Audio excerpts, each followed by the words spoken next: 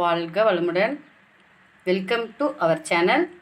வாங்க, இப்போ நான் ஒரு முருங்கைக்கீரை துவையல் பண்ண போகிறேன்.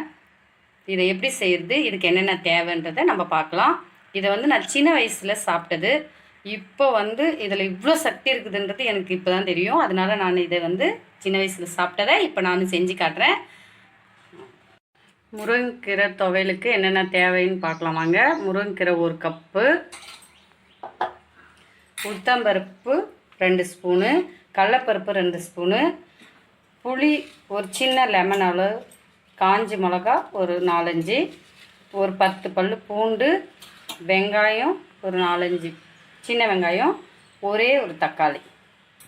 அதில் ஒரு கடாய் வச்சுக்கலாம். இப்போ அதில் கொஞ்சம் எண்ணெய் ஊற்றிக்கலாம். எண்ணெய் ஊற்றுறேன் பாருங்கள். இப்போது எண்ணெய் காஞ்சதும் கடலைப்பருப்பு, உளுத்தம்பருப்பு, வெங்காயம், பூண்டு, காஞ்ச மிளகா, புளி, இது எல்லாமே போட்டு நம்ம நல்லா வறுக்க வேண்டுங்க. இப்போ நம்ம இந்த தக்காளி கட் பண்ணி வச்சுக்கிறோம், ஒரு தக்காளி அது போடணும். இது நல்லா வதங்கட்டும்.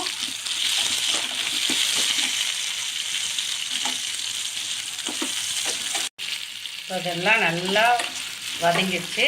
இப்போ நம்ம கீரை போடணும். முருங்கைக்கீரை இதிலே போட்டுருவோம்.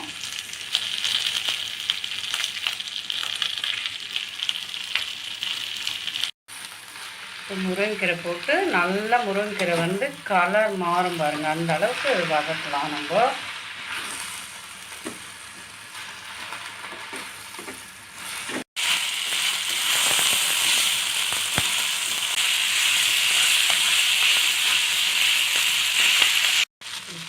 அதுக்கு தேவையான உப்பு போட்டுக்குங்க.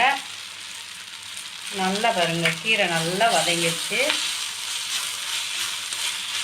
இது செஞ்சு சாப்பிட்டு பாருங்கள், எவ்வளோ டேஸ்ட்டாக இருக்கும்.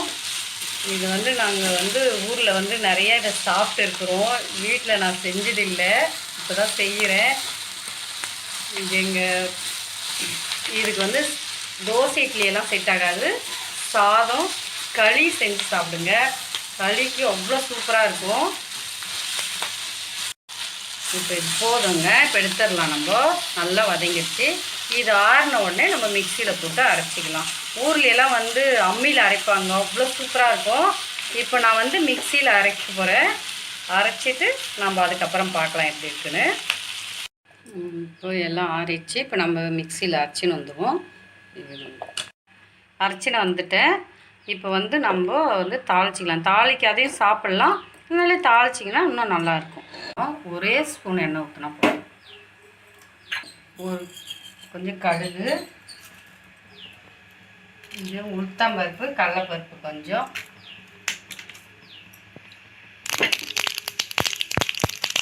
அது நல்லா பொரிஞ்சிடும். கருவேப்பிலை, ஒரே மிளகாயை 2 கிள்ளி போட்டுக்கிறேன்.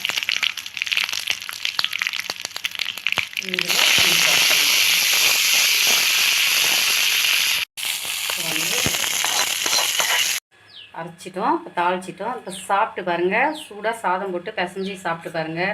இன்றைக்கி எங்கள் வீட்டில் முருங்கைக்கீரை சாம்பார், முருங்கைக்கீரை பொரியல், முருங்கைக்கீரை துவையல், இது எல்லாமே இன்றைக்கி ஒரே நாள் செஞ்சேன். எதுலையாவது ஒரு இதில் பசங்க சாப்பிட்ணுன்றதுனால இது சாப்பிட்டு பாருங்கள். களிக்கு ரொம்ப நல்லாயிருக்கும், சுட சாதத்துக்கு ரொம்ப நல்லாயிருக்கும். இதுவிலே நீங்கள் இந்த மாதிரி சாப்பிட்டுக்க மாட்டீங்க. சாப்பிட்டு பார்த்து சொல்லுங்கள். வாழ்க வளமுடன். நன்றி.